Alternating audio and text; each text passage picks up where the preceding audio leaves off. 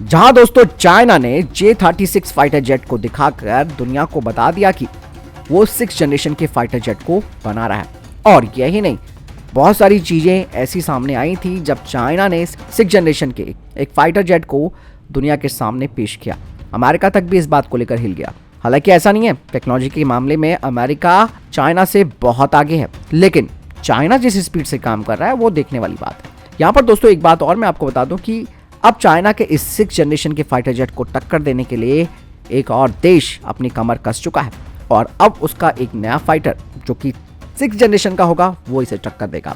ये देश दोस्तों नाटो सदस्य स्वीडन है। स्वीडन ने अब बड़ी घोषणा कर दिया कि वो अब 6 जनरेशन के फाइटर जेट को मैदान में उतारने वाला है। ये एक नया स्टेल्थ फाइटर जेट होगा जो पूरी तरीके से उनके एयरफोर्स को और ज्यादा आधुनिक बना देगा। स्वीडन ने अपने साब फ्लाइंग सिस्टम 2020 की तस्वीरें पेश की हैं। अब कहा यह जा रहा है कि ये जो नया फाइटर जेट है वो एयर सिक्योरिटी हासिल कर लेगा और नेक्स्ट जनरेशन का ये फाइटर जेट स्वीडन के JS-39 ग्रेपेन की जगह लेगा। ग्रेपेन जिसकी बात हम अक्सर करते भी हैं, MRFA में ये एक मुख्य कंटेंडर है और ग्रेपेन एक अच्छा फाइटर जेट है, नो डाउट अबाउट इट। वहीं अगर हम 6 जनरेशन फाइटर जेट की बात करें स्वीडन की, जिसका नाम मैंने आपको अभी बताया कि फ्लाइंग सिस्टम 2020 है, ये 6 जनरेशन का फाइटर जेट होगा जिसमें कि कई सारे एडवांसमेंट किए जाएंगे। इस फाइटर जेट में बेहतर सिचुएशनल अवेयरनेस के लिए कॉकपिट में AI यानी कि आर्टिफिशियल इंटेलिजेंस होगा। साथ ही साथ दोस्तों उभरते हुए खतरों का मुकाबला करने के लिए खास करके ड्रोन्स का भी ये इस्तेमाल करेगा, यानी कि ड्रोन मदरशिप होने की क्षमता भी इसमें होगी। और साथ ही साथ ये 6 जनरेशन का फाइटर जेट जो कि फ्लाइंग सिस्टम 2020 है, इसकी अल्ट्रा स्टेल्थ क्षमताएं भी होंगी।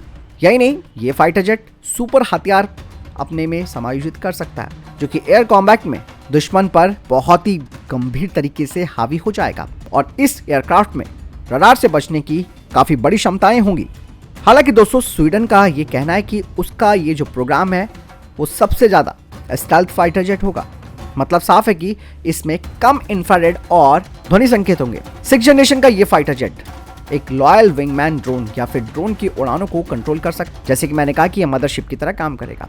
और सबसे बड़ी बात है कि हाइपरसोनिक मिसाइलों को लेकर ये जो 6 जनरेशन का फाइटर जेट है वो काफी प्रभावशील होगा, यानी कि ये हाइपरसोनिक मिसाइलों को लॉन्च कर सकता है, दुश्मनों की खुफिया जानकारी जुटा सकता है, उनके ऊपर निगरानी कर सकता है और इलेक्ट्रॉनिक वॉरफेयर करने में भी ये सक्षम है।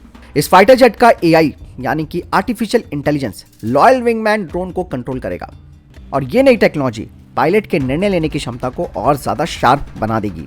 आर्टिफिशियल इंटेलिजेंस सेंसर मूल्यांकन और नेविगेशन को पूरा कर सकता है, जबकि एविएटर डॉग फाइटिंग और जो कठिन परिस्थिति है उसमें अपने आप को बचाए रहने के लिए जो जरूरी एयर मैन्युवरिटी है उसे कर सकता है। फ्लाइंग सिस्टम 2020 की जो योजना है उससे ये भी पता चलता है कि स्वीडन की सेना अपने आप को एडवांस कर रही है और हालांकि उनको खतरा जो है वो रशिया से रहता है, लेकिन रशिया को भी एक जवाब देने के लिए उसने अपनी कमर कस ली है। बहुत चीज़ें हैं जो कि इस वक्त दुनिया में चल रही हैं, लेकिन भारत आई डोंट नो इन सब चीज़ों में क्या कर रहा है, क्या हमारी सोच है, ये तो किसी को नहीं पता। भले ही हमारा एम से फाइटर जेट तैयार हो रहा है, इसके अलावा कैट्स वॉरियर पर काम किया जा रहा है और यही नहीं और भी कई योजनाएं हैं जिन पर काम चल रहा है। लेकिन दोस्तों दुनिया जो है वो किस तरीके से आगे बढ़ रही है, खास करके अपने फाइटर जेट टेक्नोलॉजी को लेकर, जिसमें कि 6 जनरेशन का कॉन्सेप्ट अब आ चुका है। 5th जनरेशन तो अब धीरे धीरे पुराना होने लगेगा, लेकिन भारत का जो AMC है वो भी 5.5 जनरेशन का होगा। तो देखते हैं, लेट्स सी रिस्पॉन्स क्या आता है। लेकिन अब चाइना को टक्कर देने के लिए कम से कम स्वीडन तो आ गया है। आपको क्या लगता है कमेंट सेक्शन में लिखकर जरूर बताइएगा। मिलता हूं नए वीडियो के साथ। Stay tuned, good bye.